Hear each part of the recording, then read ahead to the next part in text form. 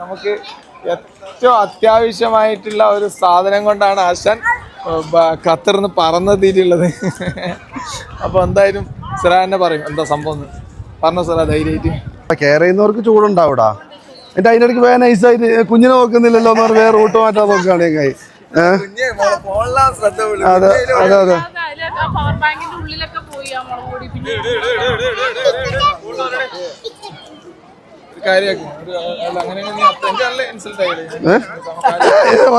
സീരിയസാ.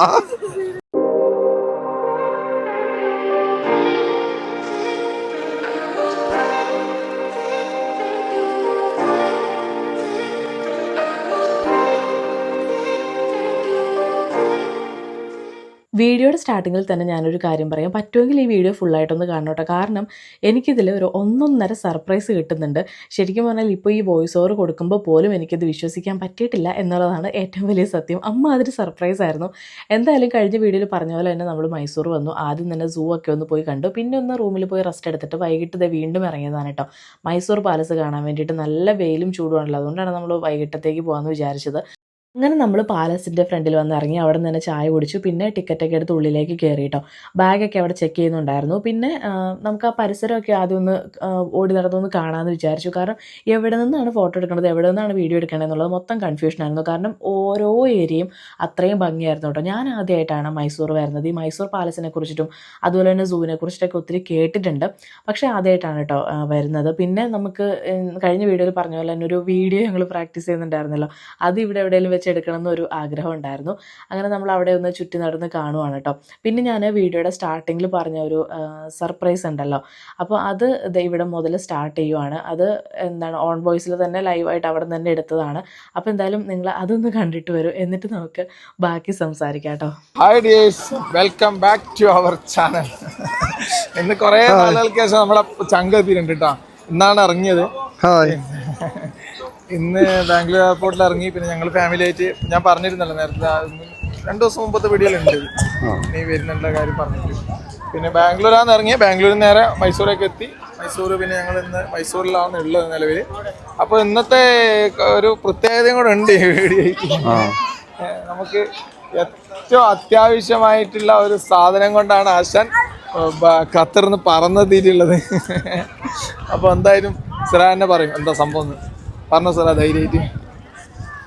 അത് പിന്നെ അജ്മൽ വരുന്ന സമയത്ത് ഇങ്ങനെ പറഞ്ഞിരുന്നു ഒരു ആശനാക്കൊരു സർപ്രൈസ് കൊടുക്കാനുണ്ട് നല്ലൊരു ഗിഫ്റ്റ്. അപ്പോൾ അവർ വീഡിയോ കാര്യങ്ങളിൽ ചെയ്യുന്നതുകൊണ്ട് തന്നെ പിന്നെ ഒരു ഫോൺ അത്യാവശ്യമുള്ളതല്ലേ, അപ്പോൾ പിന്നെ അവനൊരു ഫോൺ എടുക്കണമെന്ന് പറഞ്ഞിരുന്നു. അപ്പോൾ അത് ആശന അറിയാൻ പാടില്ല എന്നും പറഞ്ഞിരുന്നു. അപ്പോൾ അതുകൊണ്ട് ആശനാനോട് ഇതുവരെ പറഞ്ഞിട്ടില്ല. ആശാൻ്റെ ഉപയോഗിച്ചുകൊണ്ടിരിക്കുന്നത് ഐഫോൺ തന്നെയാണ്. ഐഫോൺ 13 ആണ് ഉപയോഗിച്ചുകൊണ്ടിരിക്കുന്നത്. പക്ഷെ അതിന്റെ പ്രശ്നം എന്താ വെച്ചാൽ ഐഫോൺ 13 ഇറങ്ങിയിട്ട് അത്ര കാലമായി നമുക്ക് എല്ലാവർക്കും അറിയാലോ. അത്യാവശ്യം നന്നായിട്ട് ഉപയോഗം ഉണ്ടല്ലോടാ, നല്ല ഉപയോഗമുണ്ട്. എഡിറ്റിങ്, വീഡിയോ എടുക്കല്, കാര്യങ്ങളെല്ലാം ആയിട്ട് നല്ല പണിയെടുക്കുന്ന ഫോൺ തന്നെയാണത്.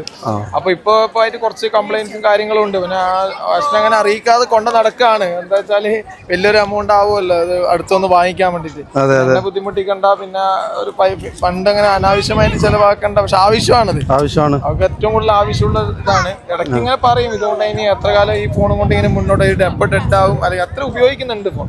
അപ്പൊ എനിക്കിങ്ങനെ വരുന്ന സമയത്ത് ഞാനിപ്പോ ഇവിടെ തന്നെ ആയതുകൊണ്ട് ഇപ്പം വരുന്ന സമയത്ത് ഞാൻ പറഞ്ഞോടാ ഒന്ന് അഡ്ജസ്റ്റ് ആക്കി കൊണ്ടുവരാൻ പറ്റുമോ ഒന്ന് പറഞ്ഞിട്ട് ആശാൻ എത്തിച്ചു തന്നെയാണ്. അപ്പൊ വേറൊരാള് അടുത്ത ഈ മാസം ഏപ്രിലിൽ നമുക്ക് കിട്ടേണ്ടി ആയിരുന്നു. അപ്പൊ ആളുടെ ടിക്കറ്റ് ക്യാൻസലായി. അങ്ങനെ ഇതാ.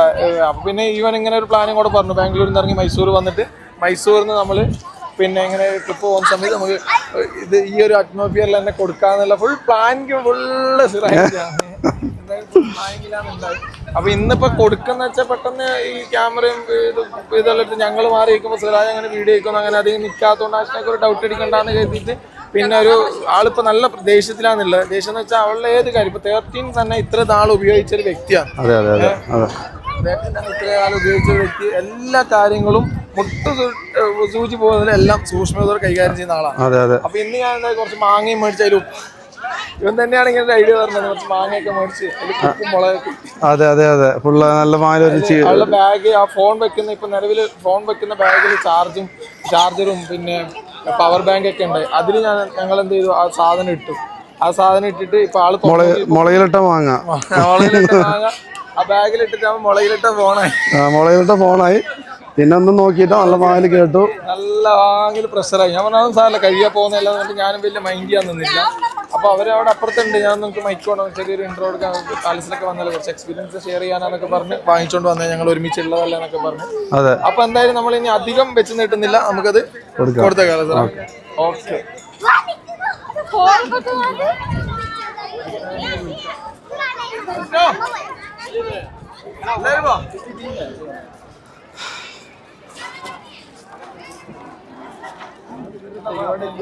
ഞാൻ മൈക്കും കൂടെ വെച്ചോണ്ട് അത്യാവശ്യം കുറച്ച് ലോങ് ആയതുകൊണ്ട് മനസ്സിലാവില്ല എന്താ പറഞ്ഞോണ്ട്. ഇത്രയും ക്രൗഡല്ല. ഇതെന്താ വരുമ്പോ കൊടുക്കാനെടുത്തിട്ട്?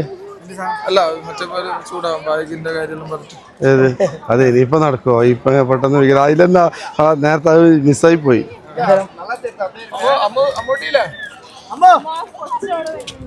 മല്ല മല്ല പാത്തുകുട്ടി അല്ല നേരത്തെ ഹലോ ഓണല്ലേ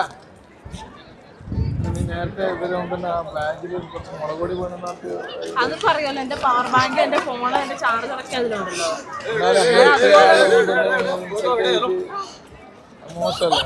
അല്ല അത് അതുപോലെ കൊണ്ട് നടക്കുന്ന സാധനമാണ്. അപ്പൊ ഒരു മര്യാദ ഉണ്ടല്ലോ. ഇത് ഇത്രയും യൂസ് ചെയ്യുന്ന ഒരു സാധനം, അതിൽ ഞാൻ അവളെ ഭാഗത്തേ നിൽക്കുള്ളൂ. അല്ലല്ല 13 സീരിയസ് അല്ലോ. പിന്നെ ഇത്ര അല്ല ഈ ഒരു ലെവൽ വരെ കിട്ടണമെങ്കിൽ കെയർ ചെയ്യുന്നുണ്ടോ? കെയർ ചെയ്യുന്നവർക്ക് ചൂടുണ്ടാവൂടാ. എന്നിട്ട് അതിനിടയ്ക്ക് വേറെ നൈസായിട്ട് കുഞ്ഞിനെ നോക്കുന്നില്ലല്ലോ എന്ന് പറഞ്ഞ് വേറെ റൂട്ട് മാറ്റാൻ നോക്കുകയാണെങ്കിൽ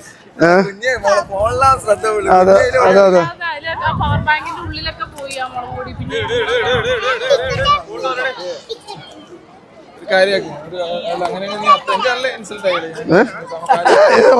സീരിയസാ?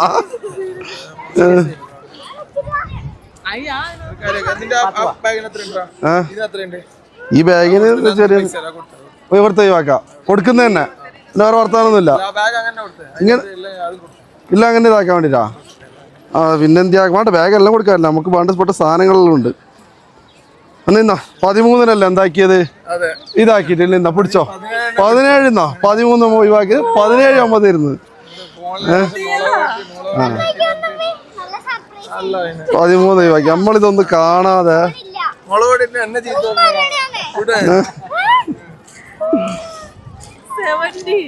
അങ്ങനെ നമ്മളെ അജ്മല് ഈ 13 മുളകിട്ടത് 17 കൊടുക്കാൻ വേണ്ടിട്ടായിരുന്നു അല്ലേ? സുകൂട്ട 2 വാക്ക്. വളർന്നു വരുന്ന വ്ളോഗർ, അടുത്ത ട്രെൻഡ് സോഷ്യൽ മീഡിയയിലെ. ആര്? സുഖുവാ വിചാരിച്ച ഇന്ന് സാധനം എത്തും സുഖുവിന്റെ വീട്ടില്.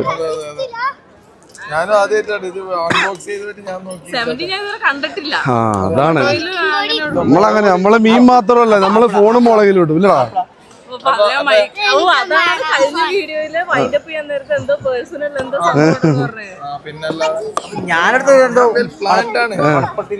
പിന്നെ ഇനി ഭാഷണൊക്കെ പേഴ്സണലായിട്ട് സംസാരിക്കണ്ടാവും. നമുക്കൊന്ന് ക്യാമറമാൻ ആടെ ഉണ്ട്, പേഴ്സണലായിട്ട് സംസാരിക്കണ്ട.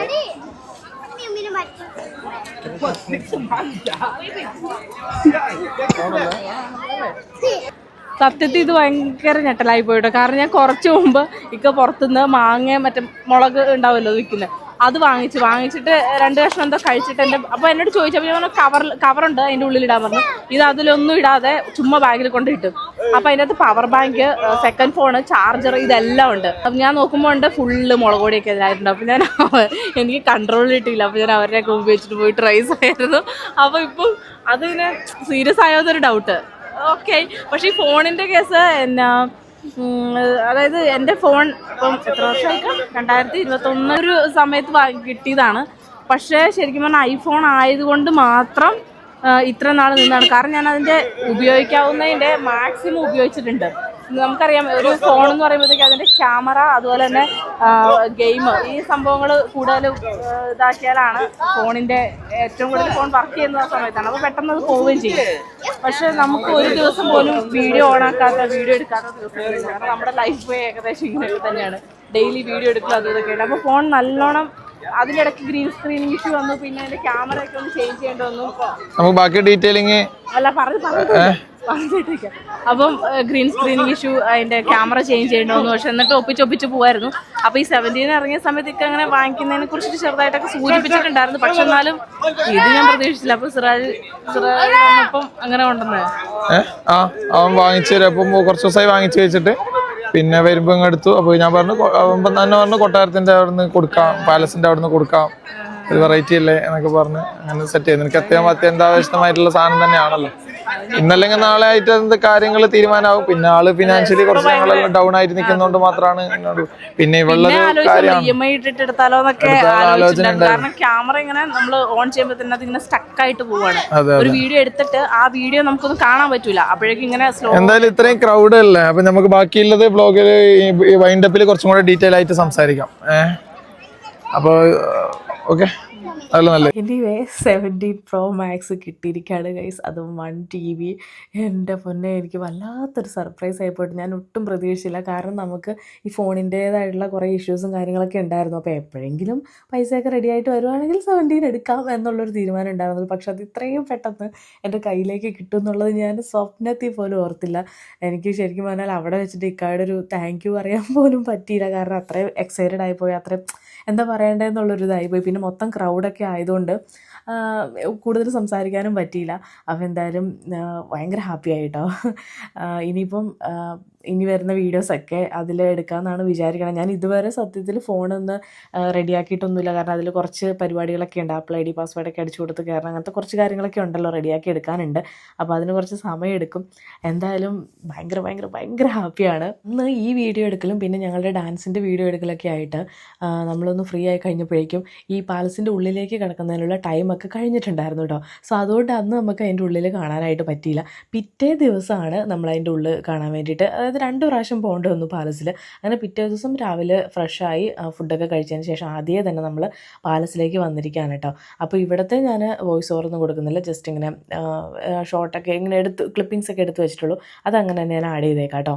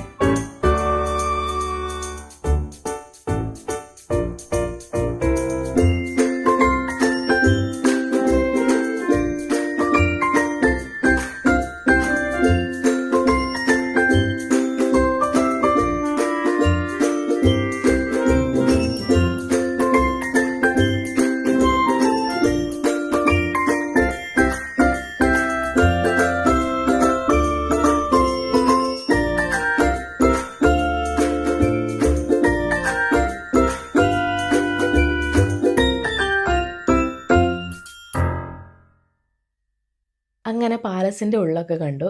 അടിപൊളിയായിരുന്നു കേട്ടോ, ഭയങ്കര രസമുണ്ടായിരുന്നു. അതിൻ്റെ ഉള്ളിൽ അങ്ങനെ ഒരു ചൂടോ കാര്യങ്ങളോ ഒന്നും അറിയുന്ന പോലും ഉണ്ടായിരുന്നില്ല. അന്നത്തെ കാലത്തും ആ ഒരു രീതിയിൽ അത് ബിൽഡ് ചെയ്യണമെന്നുണ്ടെങ്കിൽ എന്തായാലും പറയുക. അപ്പം അതെന്തായാലും നല്ലൊരു എക്സ്പീരിയൻസ് ആയിരുന്നു കേട്ടോ. പിന്നെ നമ്മൾ ഒരു നൈറ്റ് വ്യൂ, അത് ഈ ഇപ്പം ഞാൻ ഇട്ടേക്കുന്ന ഒരു നൈറ്റ് വ്യൂ ഉണ്ടല്ലോ, അത് കഴിഞ്ഞ ദിവസം ഈ വീഡിയോ എടുക്കുന്നതിൻ്റെ തലേ ദിവസം നമ്മൾ ജസ്റ്റ് എടുത്താണ്. ഞാൻ പറഞ്ഞില്ലേ എന്താണ് നമുക്ക് അന്നകത്തേക്ക് കയറാൻ പറ്റില്ല എന്നുണ്ടല്ലോ, അപ്പം ജസ്റ്റ് എടുത്താണ് കേട്ടോ. അതിനുശേഷം നമ്മൾ പോയത് പയാന മ്യൂസിയത്തിലേക്കാണ് കേട്ടോ. ഇത് മൈസൂർ മൈസൂർ പോകുന്നവർ ഒരിക്കലും മിസ് ചെയ്യരുതാത്ത ഒരു മ്യൂസിയമാണ്. എന്തായാലും ഇവിടെ പോകണം കേട്ടോ. കാരണം എനിക്ക് പേഴ്സണലി പറയുകയാണെന്നുണ്ടെങ്കിൽ എനിക്ക് മറ്റ് പോയ സ്ഥലങ്ങളിൽ നിന്നൊക്കെ കമ്പാരിറ്റീവ്ലി എനിക്ക് ഏറ്റവും ഇഷ്ടപ്പെട്ട, എനിക്ക് ഭയങ്കരമായിട്ട് ഇൻട്രസ്റ്റിംഗ് ആയിട്ട് തോന്നിയൊരു മ്യൂസിയം ഇതാണ്. എന്ന് വെച്ചാൽ നമ്മൾ പാലസായിട്ടും അതുപോലെ സൂ ഒക്കെ ആയിട്ട് കമ്പയർ ചെയ്ത് നോക്കുമ്പോൾ ഇതെനിക്ക് ഭയങ്കരമായിട്ട് ഇഷ്ടപ്പെട്ടു. അപ്പം ഇതെന്ന് പറഞ്ഞാൽ ഒരു വിൻറ്റേജ് കാർസിൻ്റെ ഭയങ്കരമായിട്ടുള്ളൊരു കളക്ഷൻ ഉണ്ട്. പിന്നെ ഇന്ത്യയിലെ തന്നെ ഏറ്റവും വലിയ വിൻറ്റേജ് കാർ കളക്ഷൻ ഇവിടെ ഉണ്ടെന്നൊക്കെയാണ് പറയപ്പെടുന്നത്. അതുമാത്രമല്ല ടയർ മുതൽ കാളവണ്ടി മുതൽ അങ്ങ് കാറ് വരെയുള്ള എല്ലാം നമുക്കിവിടെ കാണാനായിട്ട് പറ്റും. ഭയങ്കര എന്താ പറയുക, ഭയങ്കര ക്ലാസ് ലുക്കുള്ള കാറുകളൊക്കെ ഉണ്ടല്ലോ, പണ്ടത്തെ വിൻറ്റേജ് കാറൊക്കെ. അതൊക്കെ എന്ത് രസമാണെന്ന് അറിയുമോ കാണാൻ വേണ്ടിയിട്ട്. നമ്മളിങ്ങനെ നോക്കി നിന്നു, അത്രയും അടിപൊളിയായിരുന്നു. പല ഇംഗ്ലീഷ് ഫിലിംസിലൊക്കെ യൂസ് ചെയ്തിട്ടുള്ള ടൈപ്പൊക്കെ അവിടെ ഇങ്ങനെ അങ്ങനെയൊക്കെ ഇവിടെ പറയുന്നുണ്ടായിരുന്നു. ആൻഡ് മിസ്റ്റർ ബീൻ്റെ കാറൊക്കെ ഉണ്ടായിരുന്നു കേട്ടോ. അപ്പം മൊത്തത്തിൽ നല്ലൊരു എക്സ്പീരിയൻസ് ആയിരുന്നു. അത് കാറ് മാത്രമല്ല, ഈ ട്രക്ക് അതുപോലെ തന്നെ JCB അങ്ങനത്തെ ഉള്ളതൊക്കെ ഉണ്ടായിരുന്നു. പിന്നെ സ്കൂട്ടർ അതൊക്കെ ഉണ്ടായിരുന്നു. പിന്നെ അത് കഴിഞ്ഞിട്ട് ഇറങ്ങി വരുമ്പോഴേക്കും മറ്റു ഉപകരണങ്ങളും കാര്യങ്ങളൊക്കെ അവിടെ ഈ ഒരു മ്യൂസിയത്തിൽ അവർ ഉൾപ്പെടുത്തിയിട്ടുണ്ട്. പിന്നെ കമ്പാരിറ്റീവ്ലി ഇവിടെ ടിക്കറ്റ് റേറ്റും കുറവാണെന്നാണ് കേട്ടോ അറിഞ്ഞത്. അപ്പോൾ എന്തായാലും മൈസൂർ വരുന്നവരാണെന്നുണ്ടെങ്കിൽ ഒരിക്കലും മിസ് ചെയ്യാൻ പാടില്ലാത്തൊരു മ്യൂസിയമാണ് ഈ പയാന മ്യൂസിയം. പിന്നെ അഫിക്കൊക്കെ ഭയങ്കര ഇഷ്ടപ്പെട്ടു. കാരണം അവർക്ക് കുറച്ചുകൂടി വണ്ടികളോട് താല്പര്യമുള്ളവരൊക്കെ ആണല്ലോ. അപ്പോൾ അതുകൊണ്ട് ഓരോ കാറ് കാണുമ്പോഴും ഉമ്മി ഞാൻ ഇവിടെ നിൽക്കാം, എൻ്റെ ഫോട്ടോ എടുക്കുക എന്നൊക്കെ പറഞ്ഞിട്ട് എല്ലാ കാറിൻ്റെ കൂടെ ഒന്ന് ഫോട്ടോ ഒക്കെ എടുത്തിട്ടുണ്ടായിരുന്നു ആൾ. അത് കുറച്ചുകൂടി കുട്ടികൾക്കൊക്കെ ആണെങ്കിലും നല്ല ഇൻട്രസ്റ്റിംഗ് ആയിരിക്കും ഇവിടെ വന്നാൽ.